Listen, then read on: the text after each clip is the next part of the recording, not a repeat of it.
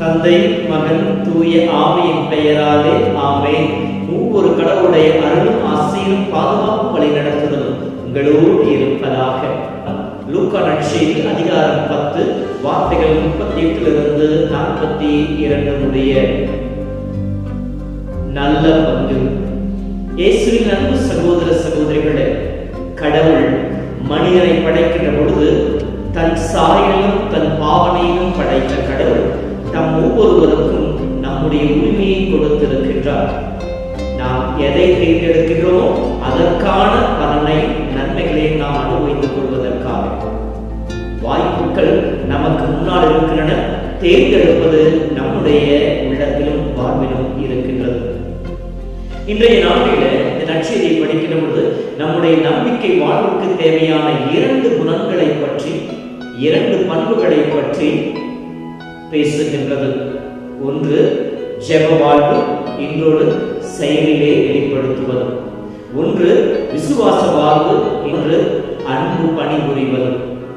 அன்பு சகோதரி, யாக்கோபு புத்தகத்தில் 2ஆம் அதிகாரத்தை படிக்கின்ற பொழுது 14 இருக்கின்ற வசனங்களிலே நாம் படிப்போம். ஒருவர் செயலினால் கடவுளுக்கு ஏற்புடையவராக முடியுமா அல்லது நம்பிக்கையினால் கடவுளுக்கு ஏற்புடையவர் ஆக முடியுமா என்று சொல்லிவிட்டு, செயலில்லாமல் நம்பிக்கை வீணானதே என்பதை யாக்கோபு நமக்கு சொல்லி காட்டுவார். 2:26 படிக்கிற பொழுது, உயிரில்லாத உடலை போன்ற செயலில்லாத விசுவாசம் செத்த விசுவாசமே என்று சொல்லுவார். ஆக நான் ஜெப வாழ்வில் இருக்கிறேன் என்றால் அது என் வாழ்விலே செயல்களாக வெளிப்பட வேண்டும். ஆக நம் வாழ்வில் 2 தேவை, ஜெபமும் தேவை, செயலும் தேவை. அதைத்தான் விடுதலை பயணம் 7ஆம் அதிகாரத்தை படிக்கின்ற பொழுது நாம் அதிலே காண்போம். நம்முடைய செயலுக்கு பிறகு இருப்பது ஜெபம். ஆக நம் ஜெபத்தை நிறைவு பெறச் செய்வது நம்முடைய செயல். ஆக இந்த 2மே, ஜெபமும் செயலும் நம் வாழ்க்கையிலே இன்றியமையாத ஒன்றாக இருக்கின்றது. கலாத்தியர் புத்தகம் 5ஆம் அதிகாரத்தில் 6ஆம் வசனத்தை படிக்கிற பொழுது, அன்பின் வழியில் செயலாற்றும் நம்பிக்கை ஒன்றே இன்றியமையாதது என்று சொல்லப்படுகின்றது. நம்முடைய நம்பிக்கை அன்பின் வழியாய், செயல் வழியாய் வெளிப்பட வேண்டும். ஆகவே அன்பு சகோதரமே, இன்றைய நற்செய்தியை நாம் படிக்கின்ற பொழுது நற்செய்தியிலே 2 சகோதரிகள், மார்த்தாள், மரியாள் என்கின்ற 2 சகோதரிகள் பற்றி சொல்லப்பட்டிருக்கிறது. இருவரும் இயேசுவை அன்பு செய்தார்கள், இருவரும் இயேசுவை நேசித்தார்கள். ஆனால் வெவ்வேறு தளங்களிலே அவர்கள் இயேசுவை நேசித்தார். இருவருடைய அன்பையும் இயேசு குறைத்து மதிப்பிடவில்லை. ஆனால் இங்கே இயேசு நல்லது எது, தீயது எது என்று சொல்லி 2க்கும் இடையே அங்கே அவர் உயர்வு தாழ்வை காட்டவில்லை. மாறாக நல்லது எது, அதிலும் மேலான உயர்ந்தது எது என்பதைத்தான் இயேசு சுட்டி காட்டுகிறார். மார்த்தாள் நல்லது செய்தால், மரியாள் அதைவிட மேலான பங்கை தீர்ந்து கொண்டார் என்று சொல்லி இயேசு சொல்லுகின்றார்.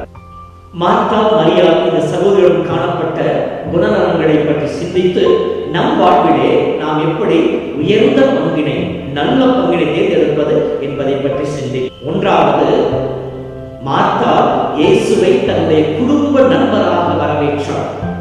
அவள் இன்பத்தோடு வரவேற்று அவருடைய கால்கள் கழுவு தண்ணீர் கொடுத்து அவருடைய பாதங்களை துடைத்து இதெல்லாம் மார்த்தாள் செய்திருப்பாள். அவள் தன்னுடைய இல்லத்துக்கு இயேசுவை குடும்ப நண்பராக வரவேற்றார். எனவே நான் பரபரப்பாக அவருக்கு எதை செய்ய வேண்டும், எப்படி செய்ய வேண்டும் என்று சொல்லி அதிலே பரபரப்பாக இருந்தார். மரியாள் இயேசுவை குருவாக, போதகராக, தலைவராக ஏற்றுக்கொண்டார். எனவே நான் இயேசு பாதத்திலே அமர்ந்து அவர் சொல்வதை, சீரத்துவத்தினுடைய மகத்துவத்தை வெளிப்படுத்தி அவர் சொல்வதை கேட்டுக் கொண்டிருந்தார். 2வது, மார்த்தாள் உலக காரியங்களுக்கு முன்னிலை கொடுத்தார். இதையெல்லாம் செய்து அவருடைய தேவைகளை, அவரோடு இருக்கிற மனிதர்களின் தேவைகளை நிறைவேற்றி செய்வது என்கின்ற அந்த காரியத்திலே முன்னிலை கொடுத்தார். மரியாளோ ஆன்ம காரியத்திற்கு முன்னிலை கொடுத்தார். எனவேதான் அவருடைய பாதத்தில் அமர்ந்து தன்னுடைய ஆன்ம வாழ்வுக்கு தேவையான வார்த்தைகளை, இயேசுவின் பொன்மொழிகளை கேட்டுக் கொண்டிருந்தார். கொலோசியர் புத்தகம் 3ஆம் அதிகாரத்தில் 2ஆம் வசனத்தை படிக்கின்ற பொழுது பவுலடியார் சொல்வார் அல்லவா, இவ்வுலக சார்ந்தவை பற்றி அல்ல, மாறாக மேலுலகை சார்ந்தவை பற்றியே எண்ணுங்கள் என்று சொல்லுவாரே, அதை போல மரியாள் மேலுலகை சார்ந்தவற்றை, ஆன்ம காரியங்களை அவர் முன்னிலைப்படுத்தினார். மத்திய 6:33 படிப்பதை போல இறை அரசையும் அதற்குரியவற்றுக்கு முக்கியத்துவம் கொடுங்கள், மற்ற அனைத்து உங்களுக்கு சேர்த்துக் கொடுக்கப்படும் என்ற வார்த்தையை இங்கே மரியாள் உணர்ந்து அதை செயல்படுத்துகின்றார். மூன்றாவது, மார்த்தா தன் மீதும் தான் செய்கின்ற செயலின் மீது தன் கண்களை பதிய வைத்தார். மரியாளோ இயேசுவின் மீது தன் கண்களை பதிய வைத்திருந்தார். நான் பெரும்பாலும் சமயங்களில் நான் செய்யறேன், நான் இதை செஞ்சேன், நான் அங்க போனேன், அப்படி செஞ்சேன் சொல்லி நம்முடைய செயல்பாடுகளை நம்பட்ட மணிப்பவர்களாக நாம் வாழ்ந்து கொண்டிருக்கின்றோம். நான் கோயிலுக்காக இதை செஞ்சேன், கோயிலுக்காக இதை செஞ்சேன், கோயிலுக்கு இதை வாங்கி கொடுத்தாலும் வாங்கி கொடுத்தேன்னு சொல்லி நாம் செய்த செயல்கள் மீது நம்முடைய கண்களை பதிய வைத்துக் கொண்டிருக்கின்றோம். எப்படி உதாரணம் சொல்ல வேண்டுமெனில், லூக்கா புத்தகம் 18:9 வருகின்ற வசனங்களிலே பரிசேயனும் ஆயக்காரனும் ஜெபிக்க செல்லுகின்ற பொழுது பரிசேயனுடைய செயல், நான் எல்லா கடமைகளையும் நிறைவேற்றுகின்றேன், நான் வாரத்திற்கு நோன்பை இருக்கிறேன், கோயில் கொடுக்க வேண்டிய காணிகளை கொடுத்து விடுகின்றேன் என்று சொல்லி தன்னுடைய காரியங்கள் மீது கண்களை பதிய வைத்து அவன் ஆண்டவருக்கு முன்னால் தன்னை புகழ்ந்து கொண்டான். ஆயக்காரனோ தன் ஆன்மாவின் மீது நம்பிக்கை வைத்து ஆண்டவரின் மீது கண்களை பதிய வைத்து தன் பாவங்களுக்காக மனவருந்தை மன்னிப்பை கேட்டான். ஆக மூன்றாவது காரியம், மார்த்தாவை போல என் மீதும் என்னுடைய காரியங்கள் மீது நான் கண்களை பதிய வைத்திருக்கிறேன். நான்காவதாக, இப்படி என் மீது என் காரியங்கள் மீது கண்களை பதிய வைத்து வாழ ஆரம்பிக்கிறவங்க என்ன நடக்கும்? நான் குறை காண ஆரம்பிப்பேன். இப்படி மார்த்தா பரபரப்பாக இருந்தால், பல காரியங்களை செய்திருந்தால், மரியாள் இயேசு பார்த்து அமர்ந்திருந்தால், மார்த்தா என்ன சொல்கிறார்? நான் இவ்வளவு பரபரப்பா இருக்கிறேன், மரியாள் எனக்கு உதவி செய்யாமல் இருக்கிறேன் சொல்லி அவளை குற்றப்படுத்துகின்றார். இதைத்தான் அந்த உண்மையும் பார்க்கின்றோம். பரிசேயன் நான் அவனை போல அல்ல என்று சொல்லி அவர், அதாவது ஆயக்காரனோடு தன்னை ஒப்புமைப்படுத்துகின்றார். இப்படி நாம் நம் காரியங்கள் மீது நம் கண்களை பதிய வைக்கிற பொழுது பிறரோடு ஒப்புமைப்படுத்தி நம்மை உயர்ந்தவர்களாக, மேன்மைமிக்கவர்களாகவும், பிறரை தாழ்ந்தவர்களாகவும் எடை ஓடுகின்ற மனப்பாங்கு நம்மிலே வந்துவிடும். குற்றப்படுத்துகின்ற, குறை சொல்லுகின்ற மனப்பாங்கு நம்மிலே வந்துவிடும். ஐந்தாவதாக, இயேசுவுக்கு மார்த்தாள் சொல்லுகின்றார், என் சகோதரியை எனக்கு உதவி செய்ய கட்டளையிடும் என்று சொல்லி. மரியாளோ இயேசு சொல்வதை கேட்டுக் கொண்டிருந்தார். இது நம்முடைய ஜெப வாழ்வுக்கு ஒரு மிகச்சிறந்த ஒரு வழியை சொல்லி காட்டுகிறது.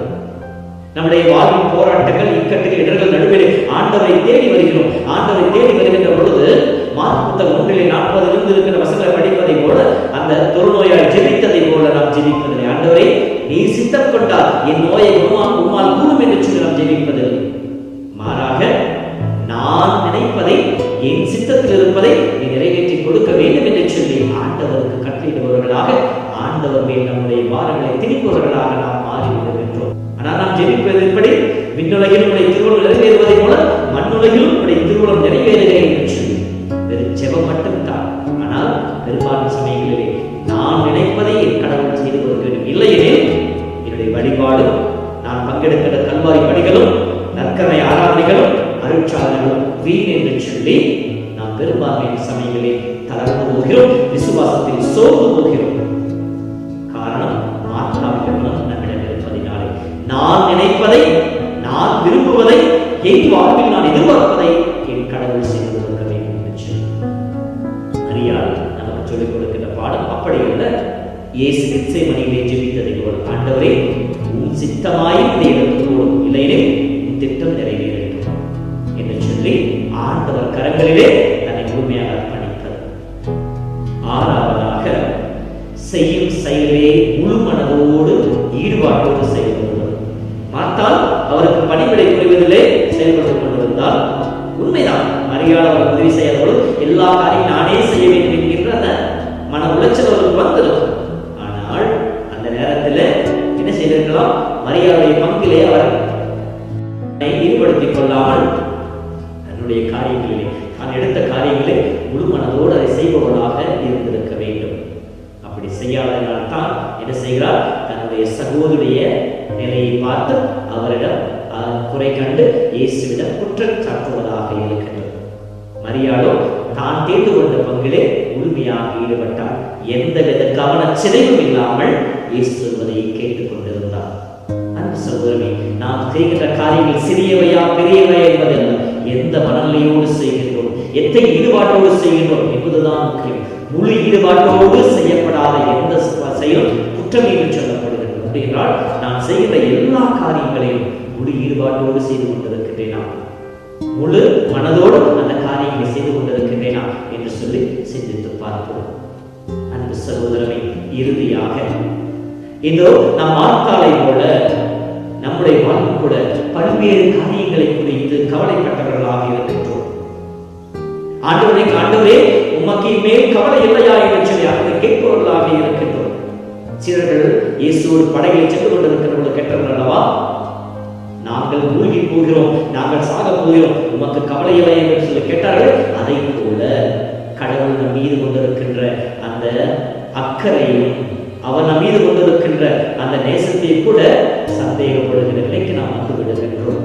ஏனெனில் நம்முடைய பார்வை நமக்கு கவலையின் மீது, நம்முடைய போராட்டங்கள் மீது, நாம் சந்தித்துக் கொண்டிருக்கிற சூழ்நிலைகள் மீது, நமக்கு எதிராக இருக்கிற எதிர்ப்புகள் மீது பதிய வைக்கப்படுகின்ற பொழுது நாம் தளர்ந்து போகிறோம், அலைக்கழிக்கப்படுகின்றோம். அன்பு சகோதரரை, சிந்தித்து பார்ப்போம். எத்தனை நேரங்களிலே நாம் மார்த்தாளை போல பல்வேறு காரியங்களிலே, உலக காரியங்கள், வேலைகள், தொழில், பொருளாதார சிக்கல்கள், உறவுகள், குடும்பம் நடக்கின்ற காரியங்கள் என்று சொல்லி அதற்கு முக்கியத்துவம் கொடுத்து ஆண்டவரை புறம் தள்ளி, ஆண்டவர் இரண்டாம் பட்சத்திற்கு தள்ளி நம்முடைய காரியங்களை பரபரப்பாக இருந்து கவலைகளையும் கண்ணீரையும் உளைச்சலையும் மனவேதனையும் சம்பாதித்து கொண்டிருக்கின்றோம். இப்படி வருகின்ற பொழுது இந்த மன உளைச்சலை எத்தனை நாம் போல் இருக்கிற குடும்ப உறவுகளை குறை கூறுபவர்களாக வாழ்ந்திருக்கின்றோம். நமக்கு மற்ற அனைத்திற்கும் நேரம் இருக்கிறது, மற்ற அனைத்திலும் நாம் ஈடுபடுவதற்கு நமக்கு நேரம் இருக்கிறது.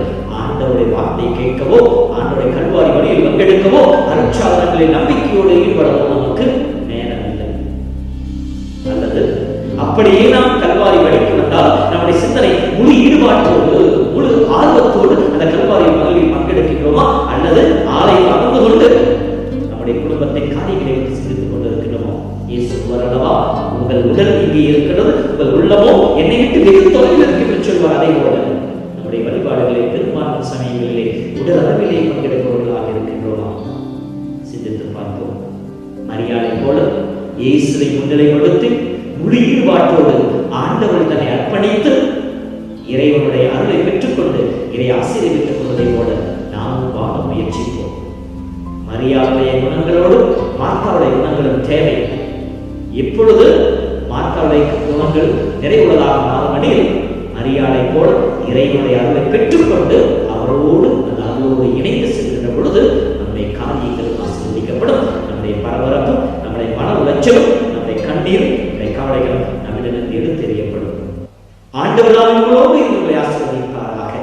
மூவர் கடவுளின் ஆசீராலும் அல்லாலும் நான் உங்களை வாழ்த்துகிறேன். இந்த நாள் முழுவதும் கடவுள் அருள் உங்களை வழிநடத்துவதாக. எல்லாம் வல்ல இறைவன், தந்தை, மகன், தூய ஆவியின் பெயராலே ஆமென்.